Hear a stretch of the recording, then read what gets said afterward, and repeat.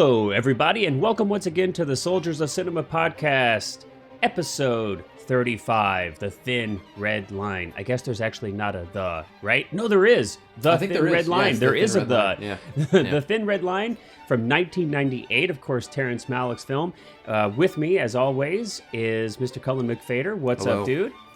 Not much. Yeah, I finally our name for this podcast is appropriate. So there you go. Ooh, there you go. Well, I've always been quite fond of the name of our podcast, and It is especially appropriate here. Mm-hmm. But yeah, everybody, thanks for hopping aboard the Soldiers of Cinema ship. I'm excited to discuss this film. It's been so long since I've seen it. This was your choice. I know this is one of your favorite films, so let's jump in on one of my most favorite topics that we discuss about these films, which is our personal relationship and kind of how we discovered these films, or maybe how they discovered us, and kind of what that process was like. So if you don't mind, why don't you jump on in and kind of share your personal story? So I first saw this kind of early high school. Okay. And I'd seen a few other Malick movies. I'd seen Badlands, and I'd seen Tree of Life. This was probably around 2011, 2012. Okay. And I remember not really expecting much from this going into it. I assumed kind of that Malick had done this as like a studio picture. Like it was sort of like how Herzog did a few studio, that there's that whole thing about like Herzog doing studio pictures and people think that it kind of like bastardizes him. And so I guess that going into it, I sort of like assumed a similar thing, which was like that. That's interesting. That this wasn't Malick's movie. This was a studio film that they just, it was a war movie that they were like, let's get Malick to direct it, which would have been an odd choice in the first place. But yeah. And of course, I couldn't have been proven more wrong than when I was watching it the first time, and fell in love with it, and it quickly raised the ranks to being probably my favorite Malick movie.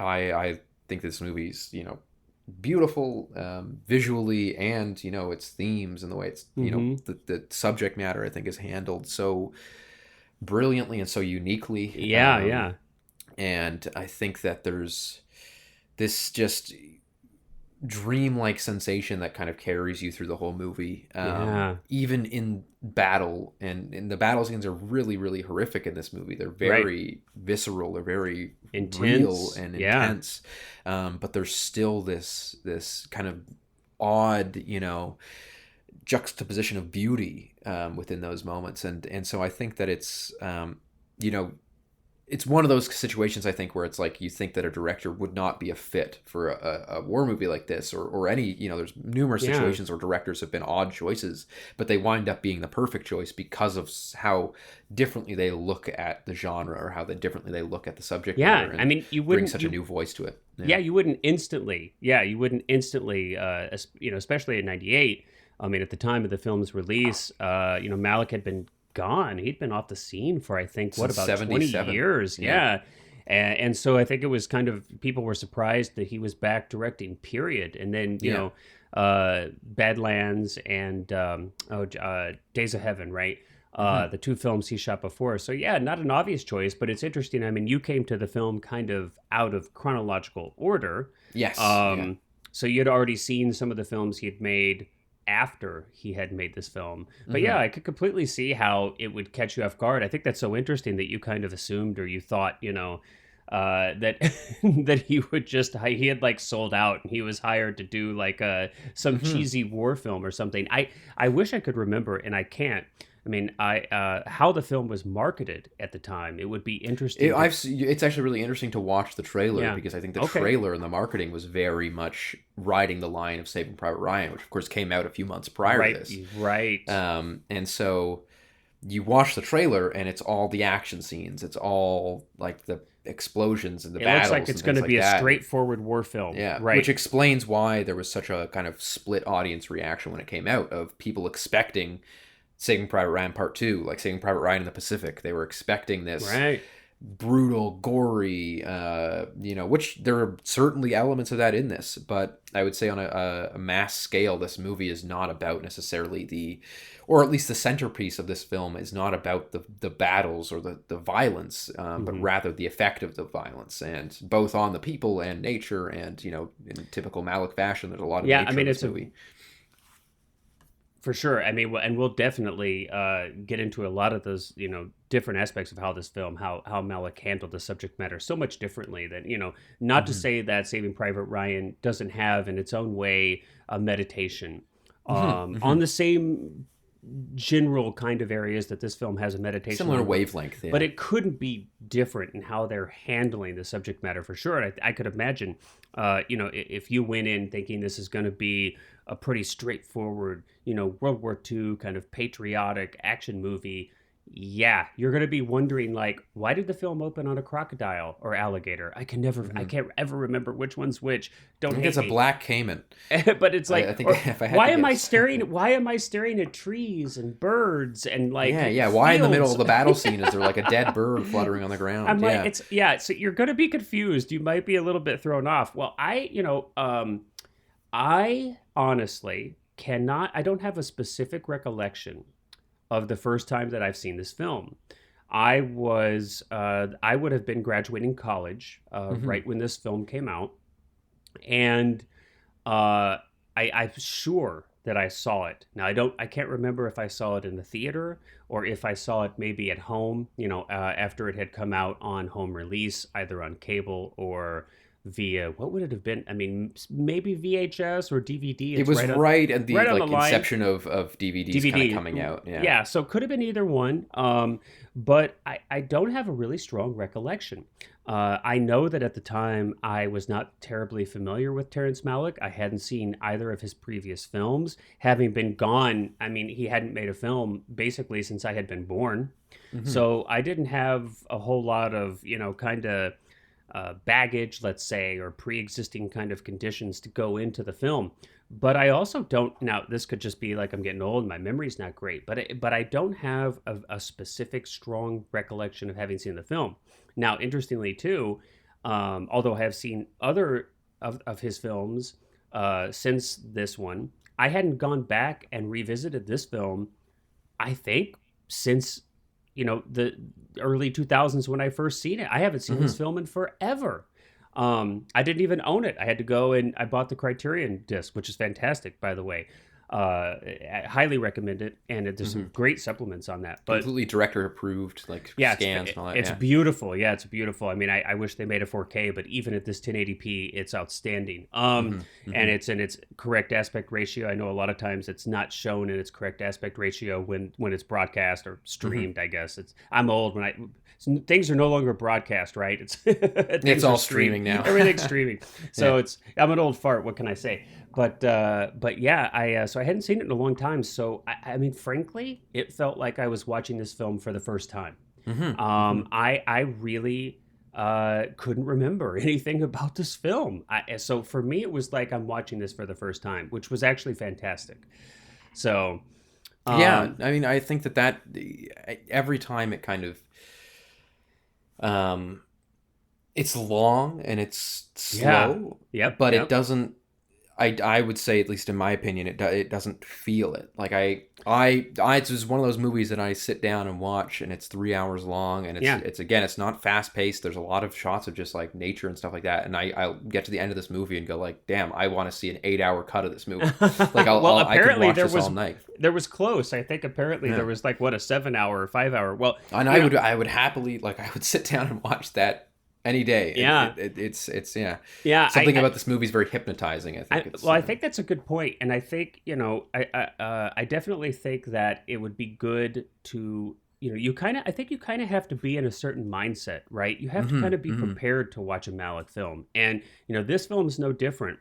I think if you're distracted, and it's so easy, I don't know, I'm going to get on my soapbox. I feel like I have to get on a soapbox every episode for just a second. I mean, we've all got our phones with us, and everybody wants to like go on IMDb real quick and check out like, where do I know that actor from? Or, you get a text message or you get a phone call or whatever the heck else. it's easy to get distracted. And certainly for a 3-hour film, it's like easy to kind of have your attention all over the place. Some films, you can maybe do that a little bit. But this film, I feel like you really have to dedicate. Malick makes films that require you to be an active participant. You have to actively watch this film and listen to it. And so I think you have to kind of go into it with a mindset of like really being prepared to give 3 hours of your attention. I think it demands that of you. And if you aren't there for it, I think that you could really come away from having seen this film, being totally underimpressed. Because you're going to kind of come away with like, well, there were some great action scenes, and then I don't know, there was some kind of stuff that I didn't quite understand. Yeah, there were a lot of people talking, a lot of like nature, and I'm like, he cuts away and kind of assumes, a lot of things take place off screen. A lot of action is assumed or implied, rather. Yes, And so you're like, hey, what in the heck did I just miss? Like a whole battle scene? Why are these soldiers coming back all wrecked, or why is this or that? So you definitely have to give yourself over to this film. But I think when you gotta kind of buy into it. Yeah. But I think there's no better opening shot than to start this movie on than that alligator, because I think that the black cayman or whatever it is. Because I think that and that score, it's an Arvo what's his name, Arvo Pratt. I think so, yeah. But he that it's just this chord on an organ that just like grows and grows, and to me, that's like Malick kind of saying, okay, sit down, the curtain's opening. And it's this feeling of just like, okay, now it's like just seeing the clock in a hypnosis thing of like, you're just suddenly transported. You're getting sleepy. Yeah, exactly. And like, that's what that shot feels like to me. And doesn't it remind you of Herzog? I mean, totally. Going back to our roots of the podcast here, if any of you are newer listeners, but our podcast started, our focus was narrowly on Herzog, and we're going to get to some of this a little more, but I mean, that was one of the first things I thought was, this totally reminds me of the iguana or the albino alligator. Totally reminded me of some of Herzog's work, and there are some really interesting parallels actually, and differences to Herzog's work in Philosophy of Film that we'll kind of talk about as we go through some of the other aspects of this one. But I mean, let's talk a little bit about the story, and we'll kind of branch out onto some other things. But I think it's interesting. We've talked about it a little bit with its reception when it was released next to Saving Private Ryan. But I mean, definitely there's some interesting differences between this film and your kind of traditional Hollywood war film. And it's interesting too that it's even about World War II. I guess it was kind of strange that we had Saving Private Ryan and this film, two films about World War II, come out when so many war films were actually really focused on Vietnam. We'd kind of gone through this whole era of World War II films in the late 40s and the 50s. Kind of ending with almost like A Bridge Too Far. Kind of the finale of those big, star-studded war epic, films. Right, and Great patriotic. Escape, and and then of course the Vietnam War heats up. And then you have coverage of the Vietnam War on television, unlike any other war before that. And so it's very prominent in the... so you had Apocalypse Now, Platoon, you had all these... So many Casualties of War, Born on the 4th of July. I mean, you could... Deer Hunter, we could go on and on. So many Vietnam War... So we almost kind of come back, after this long cycle of films on the Vietnam War to World War II. But, I mean... clearly Malick is treating the subject matter differently than most other directors would treat the subject matter. And that's, again, like, I'm a big fan of Saving Private Ryan. I think it's a great film, but agreed. This is such a different... I would almost say that because, of course, the Vietnam War was broadcast and displayed in media so, like, actively while it was happening, that the Vietnam War films very rarely were about heroism or patriotism. Whereas World War II films very much were. And so I think that it's almost, to me, this is Malick doing a World War II film in the style of a lot of, and I don't mean like these stylistically, but I just mean in the thematically, the way that he looks at the war is not heroic anyway. It's not, and it's, not it's at not all a criticism of like, the soldiers themselves or something like that, but it's very much a criticism of, there's this entire theme that just continues through it about like that it's about property, that the amount of times that somebody will go out to do something completely meaningless and then get shot for doing it. And it's like, well, it's a meditation on violence, I think. Yeah, and it's violence a meditation especially, on the origin and kind of the necessity, or or asking the questions of mortality and violence, and what in the world, what is it about the human condition? What is it about human nature that we find ourselves in these absurd? I mean, Malick has a certain detachment sometimes to these, in this film, where it really illustrates the absurdity of a lot of this, and futility, and just the waste of life. He does something brilliantly too, which is just this every single death feels impactful. And so again, you compare it to like the opening scene of Saving Private Ryan when they're storming the beaches, and it's there's a lot of death. It's very gruesome. It's very impactful, graphic, that moment. But I would almost say Malick takes it to this another level of every single death is like a punch in the gut in this film. And, every single time someone dies, you get a reaction shot of another person, it's intense, not being sad and crying it's for intimate. them, but just looking at them and being like, oh, there they go. That's it. That's life. I mean, it's intimate. That's they're done. Yeah. I mean, I think, exactly. And it's interesting. I think that he does something really unique here. And I think he kind of accomplishes, there's two sides to this. On the one side, I agree with you. You have these characters die. Now that it's a huge ensemble cast, just a huge ensemble cast, and a huge ensemble cast of people that we know. I mean, many of these actors were people that someone would recognize. So they carry a certain amount of recognition in with them, which I think is actually really important, because there are so many characters, we don't get to spend a lot of time with them. There's not a lot of backstory. There's not a lot of character development. So we don't know these men. And it's predominant. This film is basically filled with only men, but we don't know them. So I think it's an important casting choice that he made, where the vast majority of these characters are known actors. So I think you bring in, like, for example, Woody Harrelson's death. He has a very intense and intimate death scene there. And again, arguably meaningless.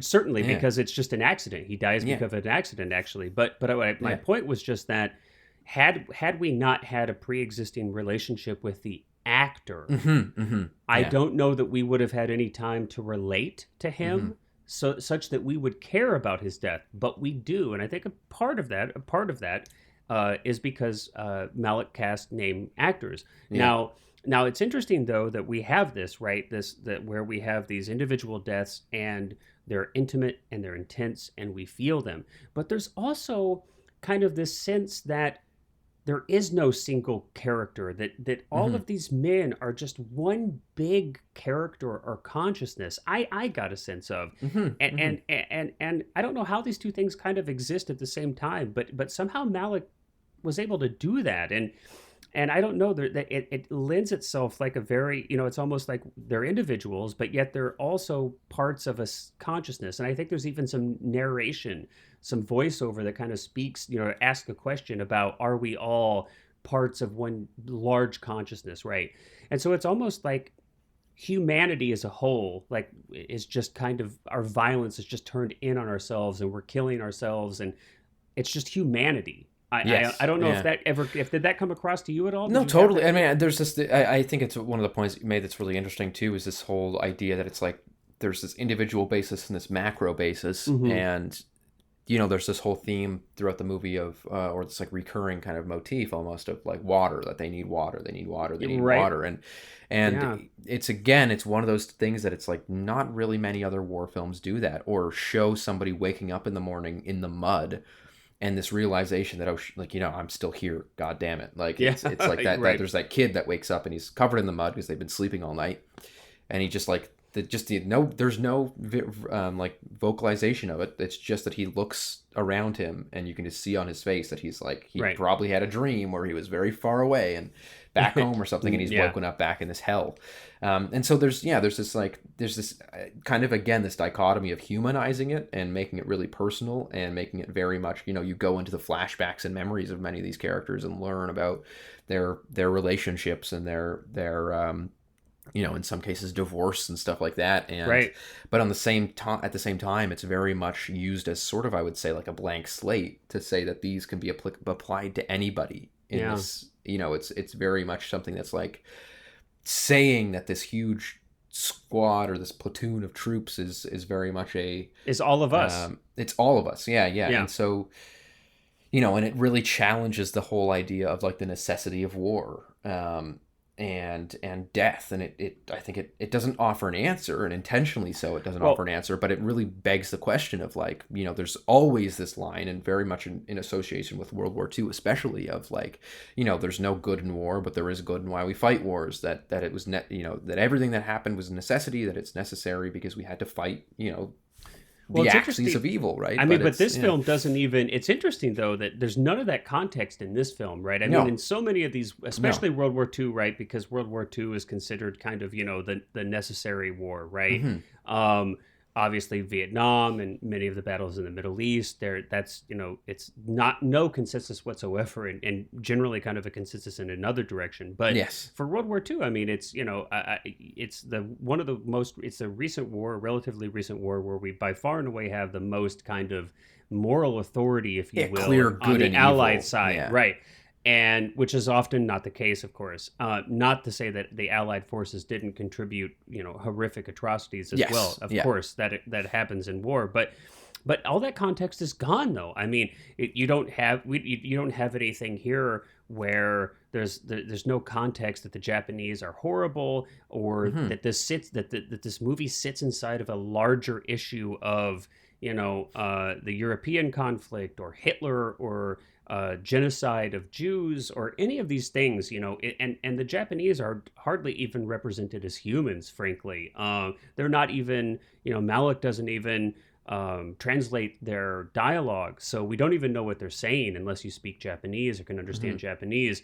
And there's some interesting moments with that we'll get into later. But we don't follow any of them. Watching the film, there's none of the Japanese are personalized or humanized in any way. We get to see some of their suffering, and so I guess in that sense there's a little bit of humanization. But I mean, it's so there is none of that context, and I get a sense that it's almost, maybe more so than a meditation on war. I almost get a sense that it's like a meditation on just on mortality, and kind of that we're all marching toward this ultimate destination that, no matter what you do, you've got to go there.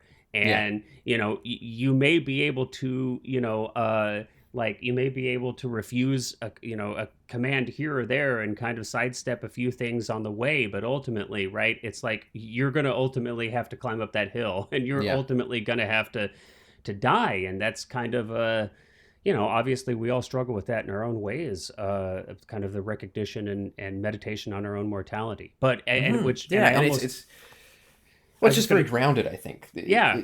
It's like you said, it doesn't deal with the greater context. There's no moment of people running into battle with an American flag and planting it down on the ground. There's no like even, I mean, and even the opening of Saving Private Ryan, the kind of prologue of Saving Private Ryan, where it starts with it's very much a patriotic, centered on the idea of the American sacrifice, right? Yes. Whereas this one, there's not much mention of like why this is being done. What, like there's the specific battle things of like, we need to take this island so that we can get to the next island and hop all the way up to the Japanese mainland. But it's just a tactical or a strategic. Yeah, it's all just about. It's not a and moral. it's almost intentionally banal. Like it's almost, I would say that that's kind of what the movie's trying to emphasize is this question of like, why is it so deeply within our nature to send a bunch of people to their deaths for. And again, there's this direct line that Sean Penn says a few times, which is after,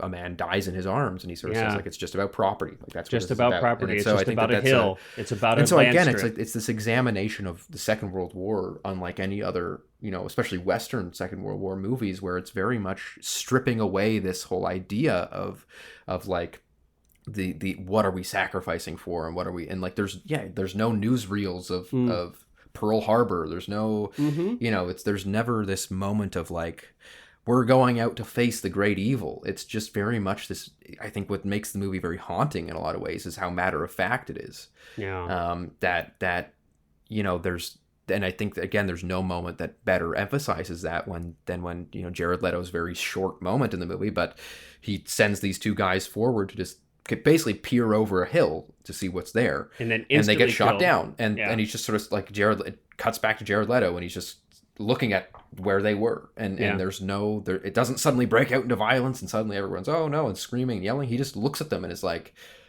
well, we know, I mean, that was their use, and the guys looking at each other before they go over, they're like, we're walking to our deaths. There's this really, again, this matter of fact.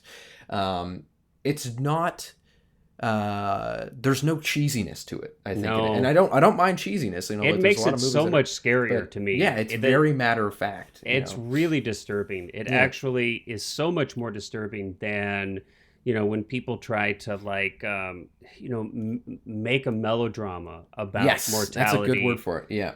And a lot of times that's, and it's kind of an inclination, because as a filmmaker, you might have this tendency, or an actor, performer, or writer, you might have this tendency to be like, okay, I really want to emphasize this horrific loss, that this death, and you get like the gnashing of teeth and crying and flailing and, all these kind of things. But it's so much more haunting and so much more impactful when that loss of life, because it's like an indifference, right? And that indifference kind of is representative of the indifference of the universe to all of our lives. Thousands of people are dying every day. I don't know how many, 100,000 are probably dying every day of all kinds of things, from old age after a comfortable life lived to, a child starving to death somewhere, or to homicide, or homicide, or war, and violence, and war and genocide. And it's just this, like, not to get too down on things, but it's just an overwhelming indifference. And I get a sense that at least and everybody will have a different interpretation, but that's kind of a sense that I get. Malick does a really good job of using this, World War II, this story in World War II, to kind of illustrate this larger aspect of just the indifference, the smallness sometimes of our lives. It's kind of overwhelming. It's and I'd say that, again, just to contrast with Saving Private Ryan, that like there's horrifying moments in Saving Private Ryan of violence and of brutality and things like that, but I'd say that this movie, I think, moves me much more because of its matter of factness, because it strips away the like you said, the melodrama of like, what you don't get, the moments of the conversations in Saving Private Ryan of humanizing these characters and trying to make them like worth it, so that when they die, they you feel it means something, and it's meaningful. Whereas this movie really doesn't bother with that. It just, and in a very real way, in a very real sense, and you get the moment of when characters cry in this movie, the camera just kind of sits there unwaveringly and watches them, and there's that moment of the guy crying on the little stoop in the rain, and he's just like, it's like a 5 probably minute long shot of him just like crying. There's great confidence. Clearly, Malick, this is like goes without saying, but I'll say it because the confidence that he has in the story that he wants to tell, in the takes, are really, it's quite amazing. And I think too, it's like the poetry that exists in this film, the voiceover narration that comes from Malick, and there's also a visual poetry too, right? There's a lot of like setting of tone. There's the using of this narration and the poetry there, combined with a lot of this visual poetry that kind of puts you, like you started off the podcast by saying that it kind of puts you in this meditative or hypnotized state, right? And I think it really does an extraordinary job of allowing then for these moments to really hit you.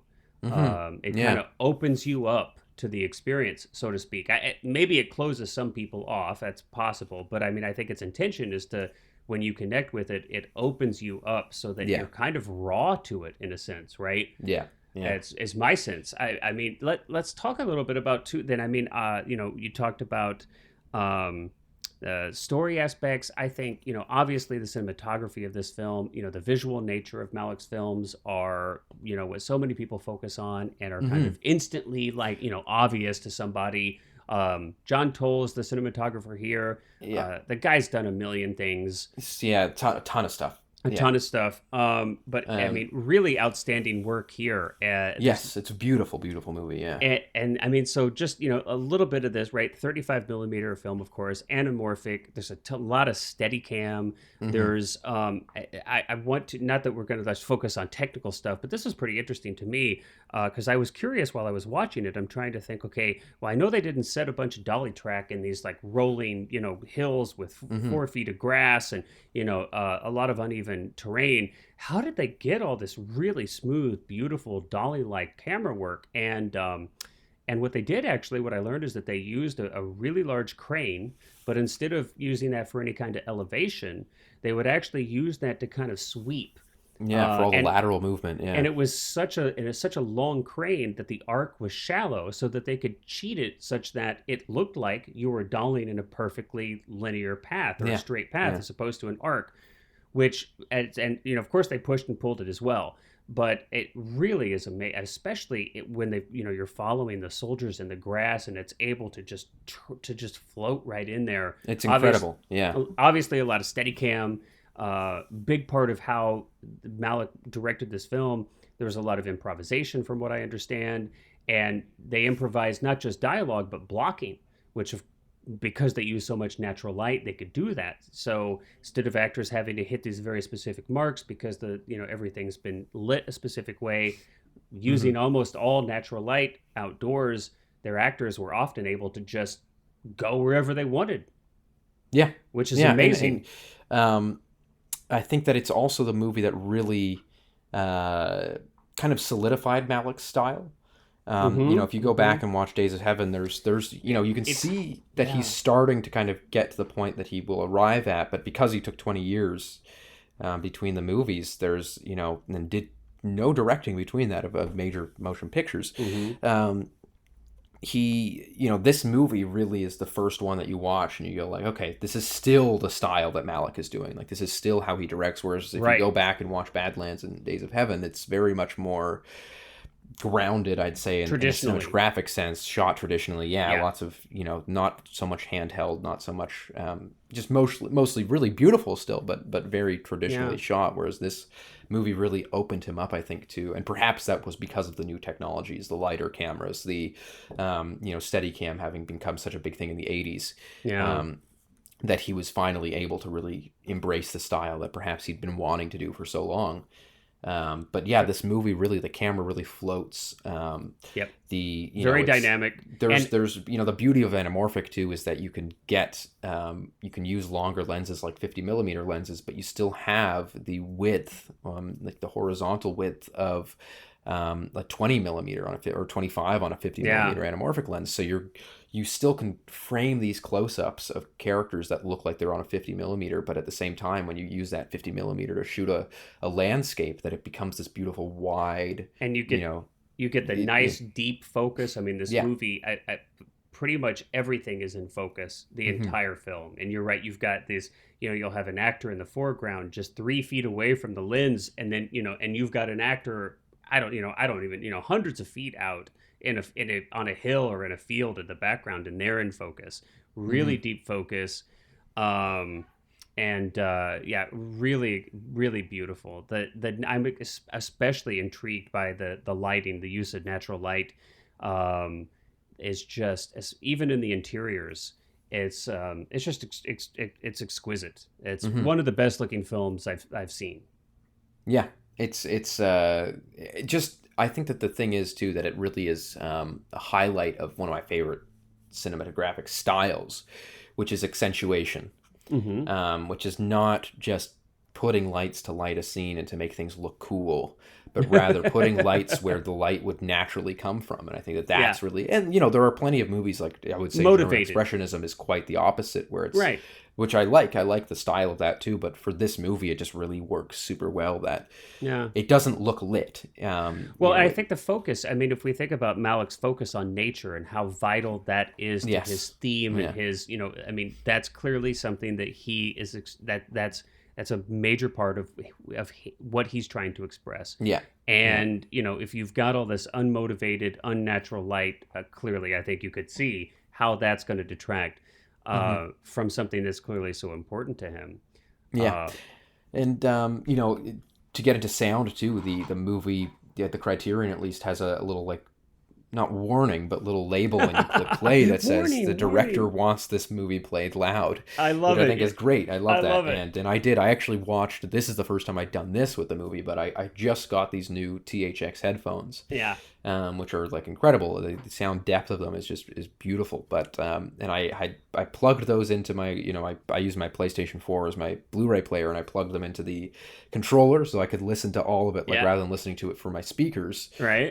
Just listen to it through these headphones, and it was remarkable. Like, it was such an experience that I now know how I want to watch this movie. Yeah, that's awesome. I thought I was going to have the neighbors come over to my house. There you go. Yeah, because he does. I mean, it is a great movie for playing loud. Oh my gosh, and the low end on this is, obviously with the battle scenes and things, the low end is just ridiculous. Yeah, I was watching it in the day because I knew that I wouldn't be able to watch it at night like this.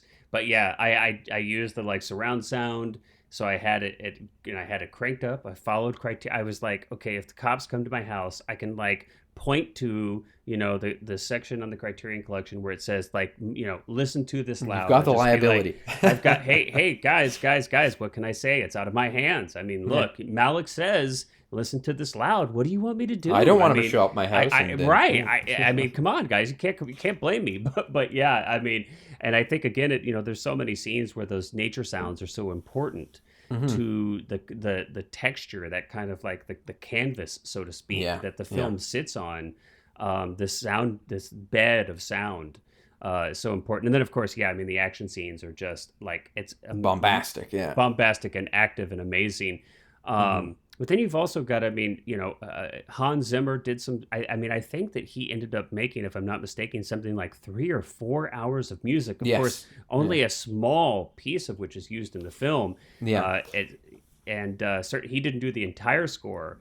But, a lot of it is pre-existing stuff. But Hans Zimmer's funny, because Hans Zimmer's probably, I would say, the most popular film composer these days. One of, at least, for sure. Like he's definitely huge. Especially with younger people. He does. He's done a lot. I've never been a huge fan. Like, I don't think that he's, and this isn't to say that he's bad. It's just that his style of composition isn't really just not your my cup favorite. Of tea. It's not my cup of tea. However, I will say that there are some Hans Zimmer scores that I really do love, and this is one of them. Like the music, I have the soundtrack of this on my phone. There's a few moments. How much of it was in the film? Do you roughly? I'd say about 50 to 60% ish. Okay. But I also think that the soundtrack is not the full 4 hours. It's obviously not the full 4 hours that he wrote. It's just pretty much taken from the moments that are in the movie. But there's a lot of it in there that does sort of sound like that kind of classic Zimmer. That is very, like, I think the moment when they've captured the hill and they're running in, and it's a little bit too forward for my tastes. But there's also, like, my favorite moment in the movie is that beautiful montage with the song is called Light. And if you listen to the podcast, and after this, I would highly recommend going and listening to this song, because it's a really beautiful song.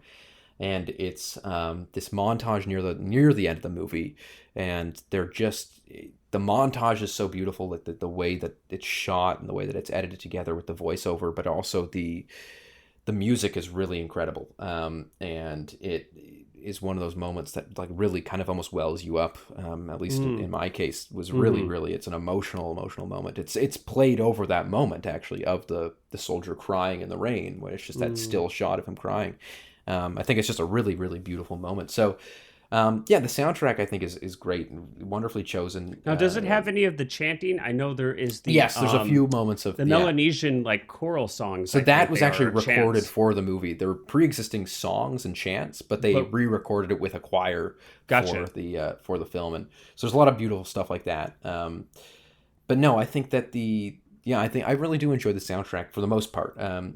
And it never, and I say for the most part with a big asterisk, which is that it never, I think, detracts from the film. Like, I don't think there's a point in the movie where I'm like, okay, cool it down. Because I think Malick is very smart and intentional in where he uses, music and where he doesn't. And I think that he does a really great job of balancing that in this film of where should music sound hopeful and inspiring, where should it sound, questioning, and where should it sound dark, but not too on the nose, though. Yeah, I not don't exactly. think that it's all over the very top, much which a lot of war movies get into that kind of over the yeah. top, kind of patriotic kind of, you get. There's no trumpets in this movie. There's no brass. Yeah, like there's there's none of that. Like there, because that's something that you very often do hear in war films, where it's like they try to almost mimic the sound of like military music, which is a lot of marching, marching lot of band snares, type, a lot of you've got like the trumpets drummer, and stuff. And where there's none of the that. snares, the music, much like the cinematography and much like the direction, is very hypnotizing. It's very much meant. Again, you start the movie with the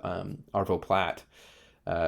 That just one chord on an organ, and it's like this incredible, this mesmerizing, just cue of music that just I think just like shrinks you down into this and brings you really into the world of the movie, which I think is a really brilliant way to start the film.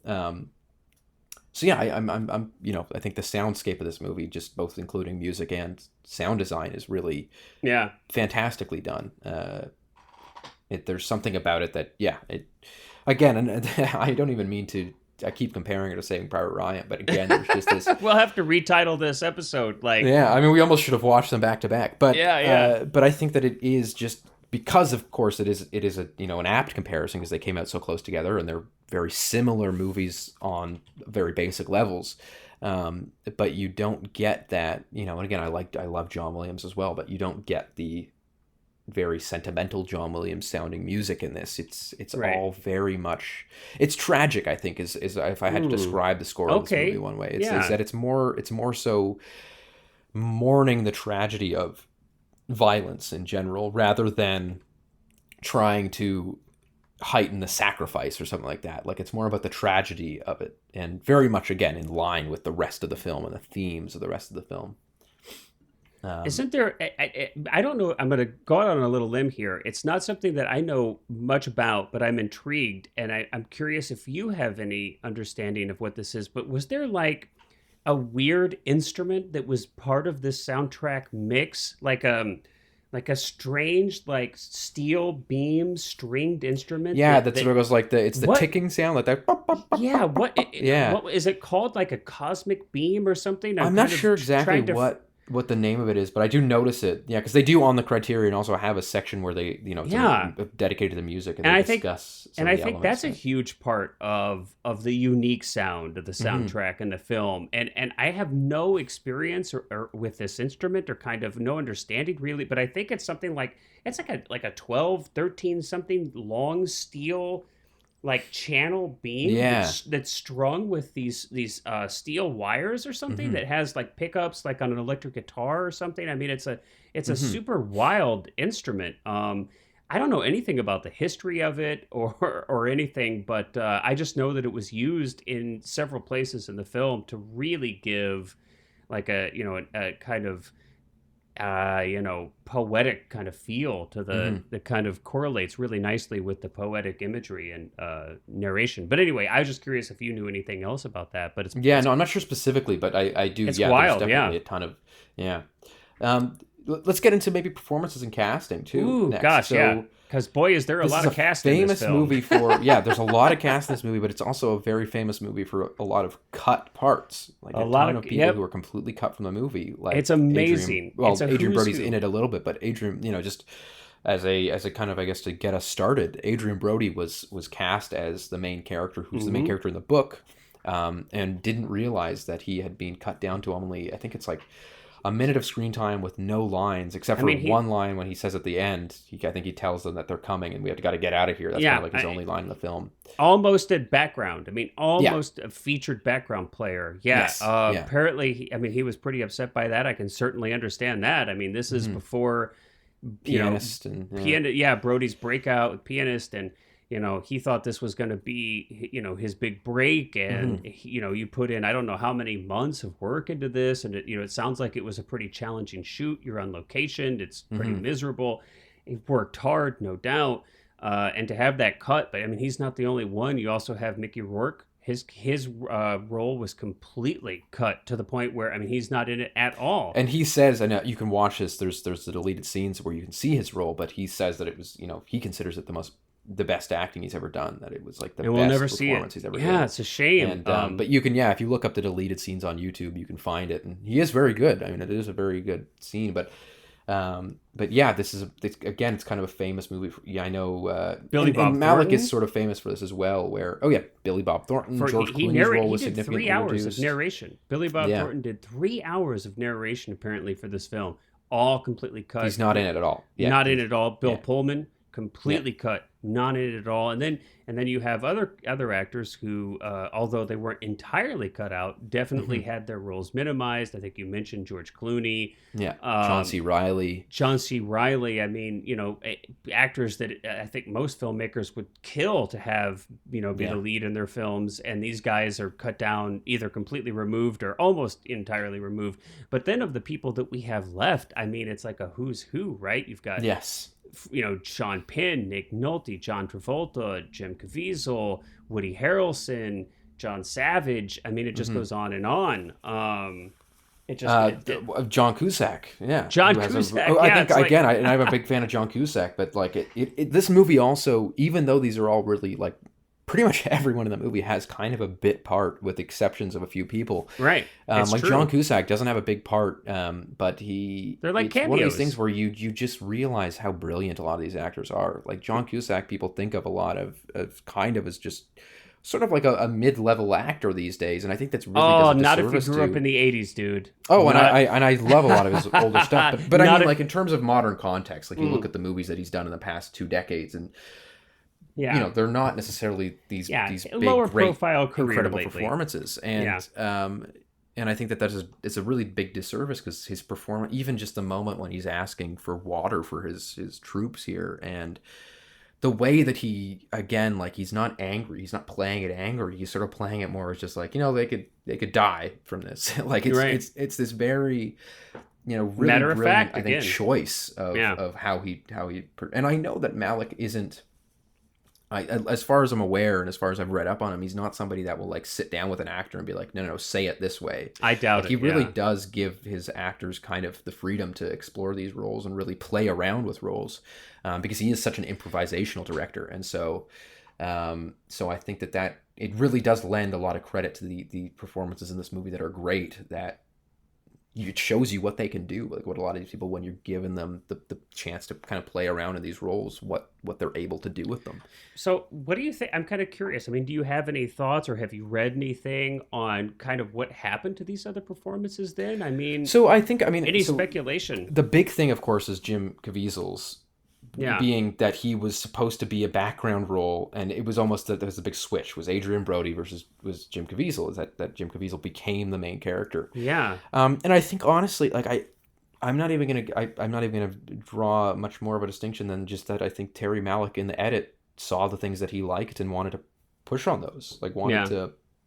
He very much wanted to make this almost mosaic of these moments, and if that meant some actors were going to have only 10% or less of their stuff used, then he was like, that's what I want my movie to be. And I think that was a big part of it. And I know people, again, in my personal life and just in general pop culture conversation, have really had a lot of discussion about this movie, about like, Malick's such an asshole for what he did to Adrian Brody and stuff like that. Could he have probably handled that better and let him know prior to the premiere that, hey, you're not the lead of this movie? Yeah, I'm sure that would have been a nice thing to do. But I think that there's a lot of people that say that he shouldn't have done that he shouldn't. But to me, I kind of take it from a different angle, which is that, whatever makes the movie better to me is what the choice that should be made. And I think that, and I'm not saying that Adrian Brody was in any way, not good in this movie, because we haven't seen most of his performance, but I think that from what you do see of Adrian Brody in the film, I can tell, at least just from that little bit, and again,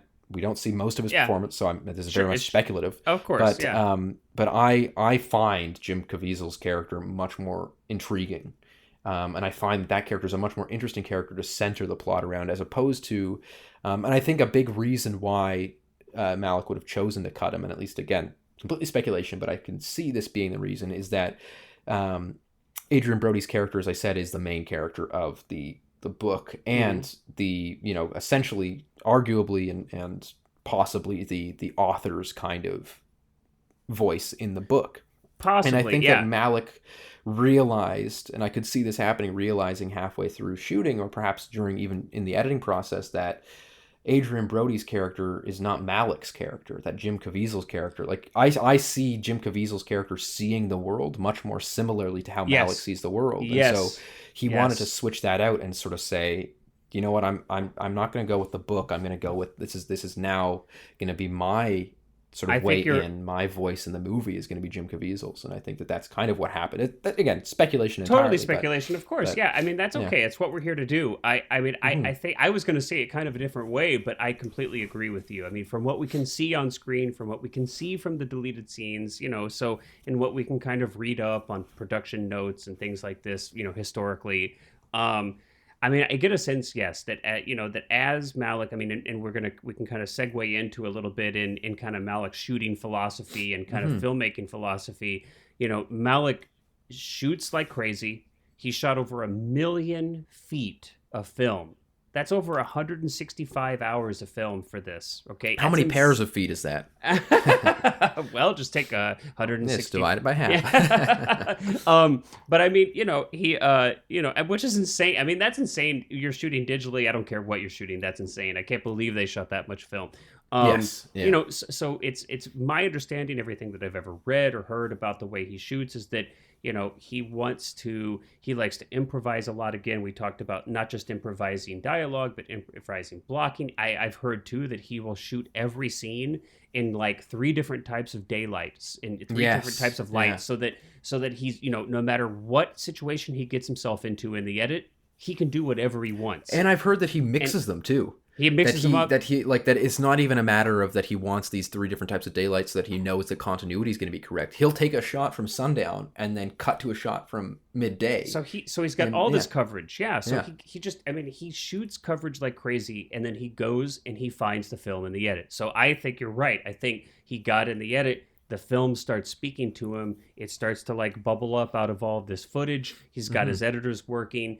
And I think you're right. I think that Caviezel's, the tone of his performance, just kind of who that kind of character felt like, and just the essence of that character seemed to kind of, I think, represent a little bit more of Malick's own kind of, poetic kind of philosophical mindset. Yeah, his worldview, and his worldview, and kind of presented, just I think felt tonally and stylistically more in line with the film that Malick wanted to make. But it totally makes sense, because if you look at again, just from the bits of Adrian Brody's performance that are in it, it definitely seems like Adrian Brody is much more of a typical lead character in a Hollywood movie, which is this new, like this young kind of recruit that's terrified of going into battle and stuff like that. Whereas Caviezel's character never shows fear.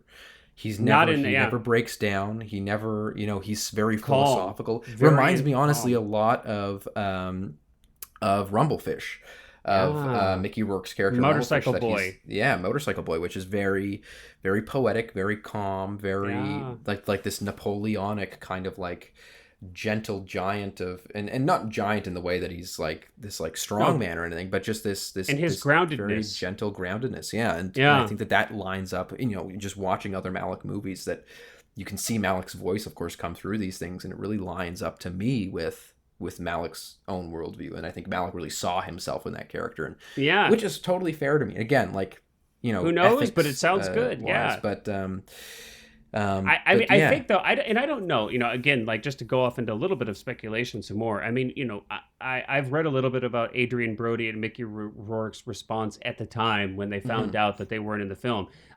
Who knows? I don't know what actually happened or didn't happen insofar as like how that was communicated to them. Obviously, if it was the case that they weren't made aware of this at all, that they weren't kind of handled in a polite diplomatic way, then obviously that's not fantastic. But it is, there is a pragmatic. I mean, I'm a little bit split. I mean, I agree that obviously being able to walk away with a film that you wanted to make is important. I mean, as a director, the execution of your vision is kind of why you're there. And the film that you end up with in the end is certainly important. But being a little older now and kind of been through a little bit more, I've been softened, though, to the realities of like the fact that this is human beings that you're working with, and that, it's not always an ends to a means, that, how you treat the people that you're working with, how you respect them, their time, their professionalism, their talent, is really important. So I'm not Terrance Malick. I'm certainly not passing any kind of judgment on him whatsoever. But just for myself personally, I certainly would do everything in the world I could possibly do to not let that happen, to not set myself up for a situation where I'm going to have I'm going to just get a bunch of actors and I'm going to get a ton of like footage or ton of film or ton of like hard drive space and I'm just going to go shoot for 160 hours and then I'm going to put together a film after the fact, and a lot of these people's time is just going to have been completely wasted. And I wouldn't personally make a film that way.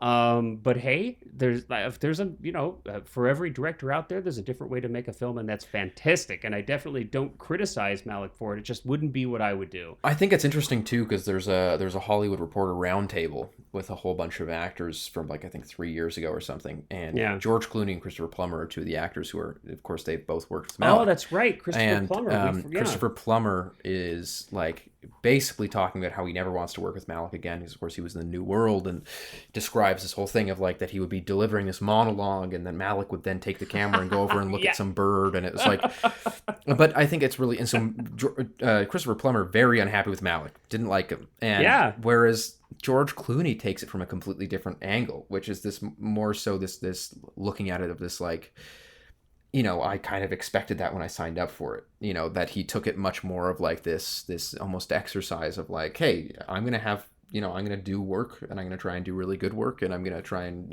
really flex my acting muscles and try and do as good of a job as I can. And if none of it ends up in the movie, then that's Malick's way. To be fair, Clooney was in a very different position than Adrian Brody. Yes, of course. Adrian Brody is like... And I think Adrian Brody's actually come out and said, since. So he was very upset at the time, but has come out since and sort of said, I'm glad that The Pianist was my debut, because he thinks that he did a better job. Like, he thinks that was a better role for him to kind of build himself up. So and clearly, I mean, hindsight is always 20/20. I mean... But again, and not to pass judgment on Malick, but to me, if I was doing that, there's a point, like if I was going to do that, if there was a point where we're in the edit and I was like, oh damn, you know what, I actually really like this character's story much more, I want to focus on that, I would feel bad for that first actor, and I would talk to them, like I would go to them and sort of say, look, this wasn't the intention going out. You gotta let him down easy. But I like, there's a story in there that I didn't realize was there before I got into the editing room, and I think we're going to focus on that, and that means that you're going to be in a lot of it, less of it than you expected, and I just want to let you, I would do that. I think Malick is very much more of the kind of like hermit artist who is just like, I'm going to work and I'm going to release it, and that's that. And because he famously does not do a lot of public appearance. He's kind of hard to reach. So I think that that's just Malick's side of working, whereas I think that there are ways to balance it, to do that, and to, like, if you came across something, I've had similar situations, of course, not to the point of, like, casting an actor and then removing them from a film, but I've had points where I've had composers write entire scores that I've paid for, like, I've paid them, and they've written entire scores for a movie, and I just realized that it's not right. And Yeah, so it happens. I've talked to them and sort of said, hey, like, this is, it's not that the music was bad. The music is really beautiful, but it's not the direction I want to go in. And so I've rehired. And it's It awkward happens. and it's unfortunate, and there's no easy way to do it. Obviously, the person's going to be somewhat hurt. Anyone Yeah. is, but I think that there are ways to go about that are not people showing up to the premiere. I think Kubrick did it too. Kubrick cut out the entire score of 2001: A Space Odyssey, and the composer got there and was like, yeah, none of my music is in this movie. Why am I at this premiere? I mean, and I think that's a key. Yeah. I think that's a key. The take home is respect. Like, yes, these things can happen, but I mean, come on, everybody's got enough time to pick up a phone and say, hey, I'm so sorry, but here's what's going to go down, and here's why, and it's not your fault. It's not that performance was horrible, because that's what a lot of people are going to think. I mean, I know actors. Mm-hmm. Actor gets cut out of a film, the very first thing they're going to think is, I must have sucked. Yeah, and especially in the situation that this is your big break. Yeah, that like this is my first. It'd be devastating. It's like you would think your career was over. Yeah, you would think like I just got hired for a multi-million-dollar blockbuster movie that's coming out like with one of the most a really famous director, even though he's not necessarily prolific at this point, but famous, and he's making his big comeback, and I've been cut out from the main character role. You're going to be heartbroken. You're going to be heartbroken. Yeah. So I think that definitely there's a level to which you could approach that respectfully, and so while I don't disagree with the choice itself of focusing on Jim Caviezel's character, I think that the ethics of going about it and letting Adrian Brody down perhaps sooner than the premiere would have been a better way of going about it. And who knows, maybe that happened and somehow, and look, stories get turned around and kind of, so I'm not even claiming that Malick wasn't generous and kind, and who knows, maybe wires got crossed or the communications didn't make it through agents, or who knows. So I don't even want to, I just like speaking kind of theoretically, but it's a good thing to take away from if you're planning on directing. That's the way I try to use it. It's just, okay, like, how can I use this example to kind of educate or inform my own, methods of doing things, my own life and work as a filmmaker, and just kind of like, try to learn from these things. That's it. So it's never and we've talked a lot about, we've kind of hinted at Herzog through this episode too, which I think is kind of perhaps a good place to like wind down a little bit on is this idea that, to me, Malick and Herzog are like this different sides of the same coin, in that they are very much opposites in many ways and very similar. And so, we talk about like landscapes with Herzog. It was a big part of our, like, the landscape of the soul was an entire episode of his masterclass. And Herzog is so fascinated with human beings and with faces and with the human condition and understanding human beings. Malick, to me, is almost the opposite of that. That Malick's aspirations and fascinations come from human beings being involved with nature, and that human beings are small parts of nature, and that we all are these tiny little animals that are running around and being violent to each other on this rock. And so, like, Malick to me is much, as personal as things do get, but Malick, I think, is much more looking at humanity and the human condition within its existence in nature, and within its being a smaller part of a larger picture. Whereas Herzog, very much to me, likes to focus on that humanity. Like, that is the fascination for him, is human motivation and human existence, and kind of the philosophies of how do we shape the landscape around us, and how does the landscape around us shape us?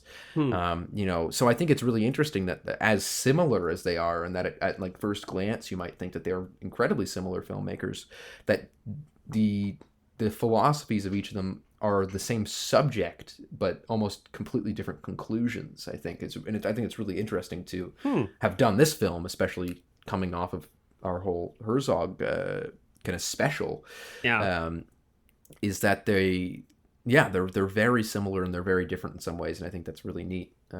It's interesting. I feel like, when I kind of like think about the two filmmakers, especially using this particular film as representative of Malick's work, since we're talking about it, I get a sense. I mean, yes, Herzog, his focus is, I think that Herzog uses, yes, he's interested in kind of humanity and human behavior, but he's very interested in utilizing landscapes to try to illustrate and express you know, an inner feeling or condition of humanity. And so I get a sense that this is very similar to Malick, where, but Malick is kind of like zooming in a little bit more, where Herzog is showing an entire horizon, an entire landscape, this huge, wide landscape, usually.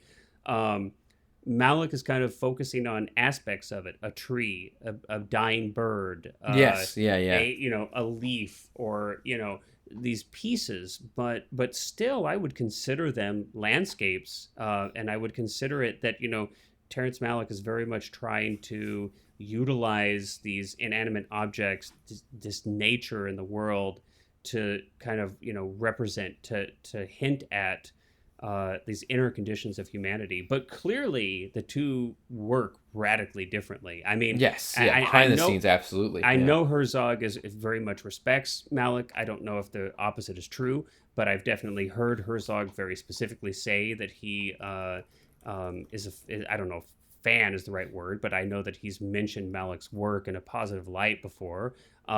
But, Herzog works with a much greater sense of urgency. He doesn't shoot I could imagine Herzog would go nuts on a Malick shoot, because Malick is just kind of, you almost could get a sense sometimes maybe that Malick is like a fly on the wall, in that he's just shooting and shooting and shooting and shooting and perhaps showing the positive side of that style. In contrast to Herzog, yeah, of course. There's definitely... And I know that they've done presentations together, so I'm sure that the respect between them is mutual. Yeah, and it's just, but of course, and it illustrates that there is no one way, right? There's no one way to make a film, and so you can shoot 165 hours of film and come away with great film. You could shoot, almost a 1-to-1 ratio potentially, and still come out with a great film. So and perhaps to get personal again too, I find myself, at least, I land somewhere in the middle. Yeah. I think that there are bits and pieces that I choose from Herzog's filmmaking philosophy, and there are bits and pieces that I choose from Malick's, among many others, of course. But like the urgency, I think, is so important with Herzog, and that's really I would say the main thing that I really get inspired from Herzog by is just this, like, don't waste time, do it, get into it. But there's also, I can totally see myself, for the movie that I'm doing this summer, there's definitely going to be moments where I ask the actors to improvise, and I just roll for 15 minutes and just get them, just talk to them as they're playing out these scenes differently each time. And so there's a lot of sort of more Malick stuff, I would say, that I look at, or I also like sometimes to have the camera far away. Herzog very much believes in getting up close, and if you're going to be, if you're going to have something, be there, be present with the camera. Whereas there are times that I totally would agree with that, but there are also times when I'm like, no, there's something about keeping the camera back and just having it observational and having this far away view of like a scene playing out while you feel like you're not necessarily involved in it, and you just can examine this whole, like, almost third eye type deal. There's I don't think that I don't think that either of them would say that my way's right and his way's wrong, because again, they mutually respect each other. But I think that it's a really, really great, I think, exercise to kind of look at what are the different philosophies of filmmaking and where can you learn from and pull from and apply those to your own work. And so I'm curious to know, like, where you land. Do you think that you kind of bend more towards Herzog or Malick or neither? Well, and again, it's not that there's like a Herzog style and a Malick style of filmmaking. Yes, there are just aspects that they kind of their examples are representative of potentially different ways of working that someone may have, and there are other ways of working that these two people don't represent at all. So so it's not that I don't want to represent it as that there's like a person A style and a person B style, or even so, but there's just pieces. You're right, and we kind of, that's the whole point that you and I discuss these films and these podcasts is to kind of use them as examples to learn more about filmmaking and kind of evaluate and reformulate our own philosophies of filmmaking, and maybe kind of gets the creative juices flowing, and we think of like new ways or different ways to work on our own projects and things like this, and even increases our enjoyment of just being an audience member and watching films, because we kind of hone in our own skills as an observer. So, for me, I would agree. I mean, yeah, I'm not dogmatic. I mean, first and foremost, there's no, at least for me, I don't see any reason to be dogmatic. So whatever works. I mean, I think whatever serves the story and whatever works for the group of people that you have together for that particular film is what you should do. So I mean, I try not to even think about it in a way of like, that there's this one way I should do it versus another. So for me, I mean, I think I'm kind of in the same way as you. I could see, I think urgency is important for me just on a personal level because I have a tendency to procrastinate. I have a tendency to kind of, get bogged down and lose interest if I don't have a fire under my butt and, I'm not working quick. But then I also understand, like, I'm also okay with stopping to take time to get something right. And, if I have to like meditate on something for days or weeks or even months before I feel like I've got that, clear for myself, then I'll do it. I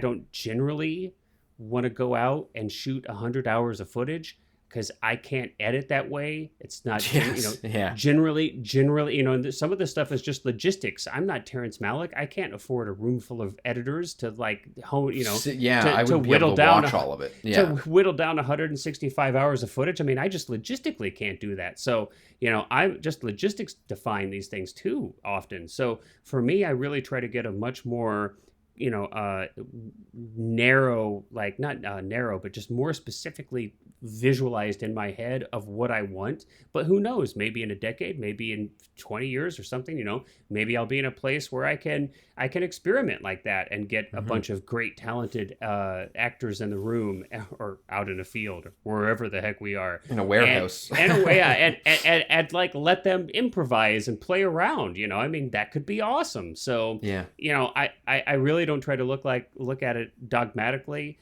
I think all of these things, it's just tools, right? You've got a toolbox. These are like all the tools that are available to you. And kind of this is part of the creative journey for every artist is figuring out what things work for you and what things maybe don't and what works when and where. So yeah, I mean, I really couldn't say that there's any one way or the other that I would really... Yeah, things work and things don't for specific things. Yeah. So anyway, I consider myself more of the David Lean film but no, I think it's really, yeah, I think that's ultimately the point, right?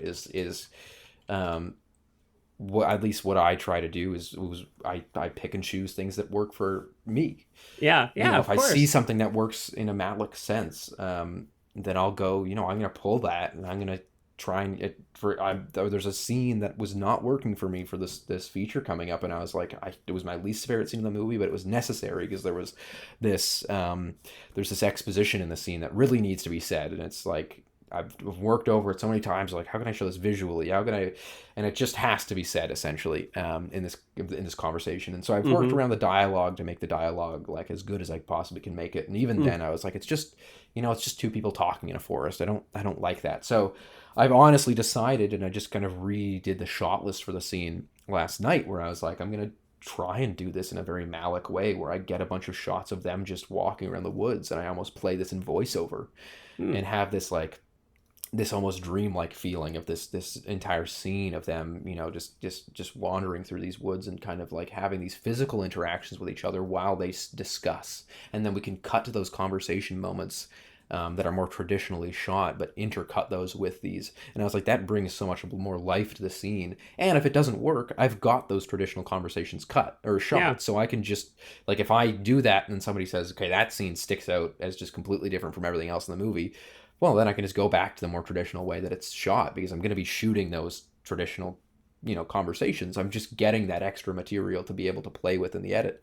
So, yeah, there's totally stuff that, like, when I look at how I make movies, how do I pull from things that I like from directors, and how do I, where do I get that stuff? You asked me, I think after thinking about it, I think probably Roger Corman would be there. You go. I'm like, I got no money, and I want to get together like a low budget B genre movie. That's there. Oh God, I just love that. I love the philosophy of like we should do a Corman movie one day, but I love the philosophy of just like we've got this castle set for 3 more days. Let's make another movie. Exactly. That's what I'm talking about. That's what I'm talking about. Awesome. All right, man. Well, on that note, we'll wrap it up. It's been another great episode. Cullen, thanks for hanging out with me. Everybody out there listening, thanks for hanging out with us. We hope you enjoyed it. Until next time. Bye-bye.